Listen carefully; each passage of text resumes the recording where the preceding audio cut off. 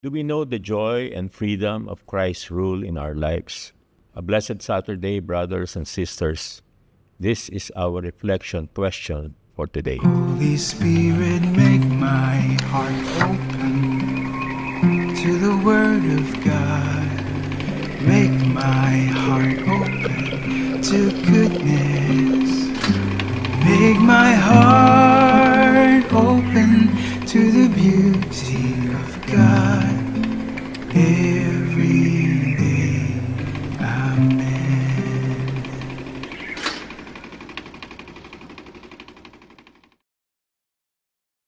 On June 1st, the Church celebrates the memorial of Saint Justin, martyr, an eminent philosopher and apologist for the faith. He ultimately lost his life in defense of Christianity, and his bravery continues to stand as a testimony to the faithful today. The son of immigrants, Justin was born in Samaria around the 2nd century. Though Justin's father taught him the pagan Greek religions, he also provided him with a solid educational foundation. And Justin developed a passion for philosophy, motivated by the desire to know the truth. In this pursuit, he visited several educational institutions, but found them all wanting. The scholars were plagued by arrogance and had no faith in God. How could such men hope to know him? It wasn't until Justin read Plato that he began to see what was missing.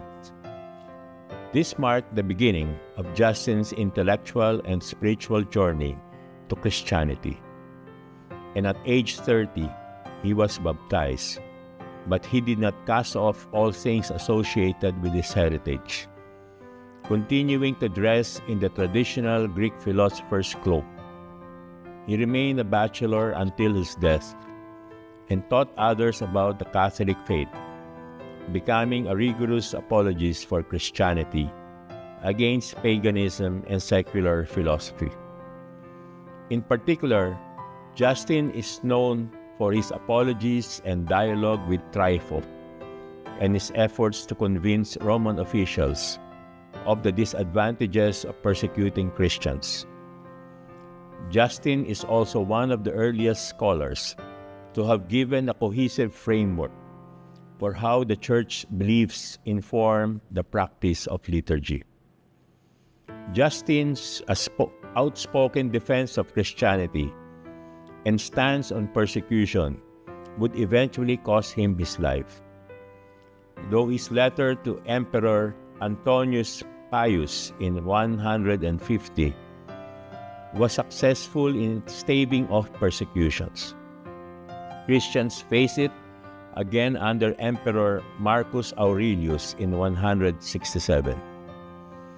When Justin wrote to Aurelius criticizing this persecution, he was seized and was presented to the prefect of Rome, Rusticus. Rusticus interrogated Justin and told him that if he denied his faith and followed the pagan gods and the edicts of the emperor, his life would be spared.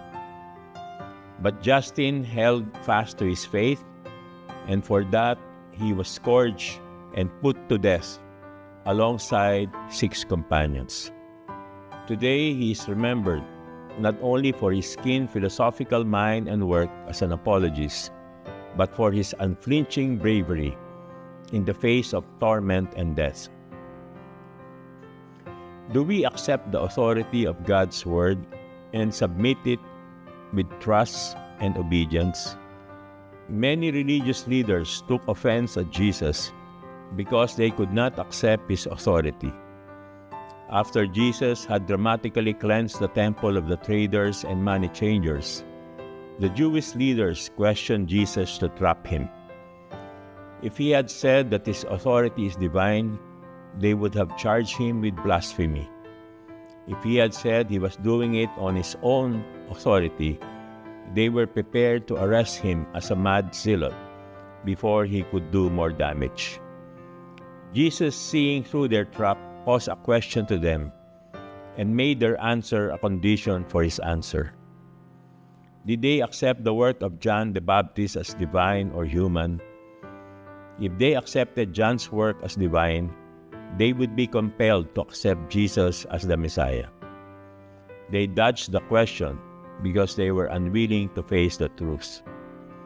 They did not accept the Baptist, and they would not accept Jesus as their Messiah.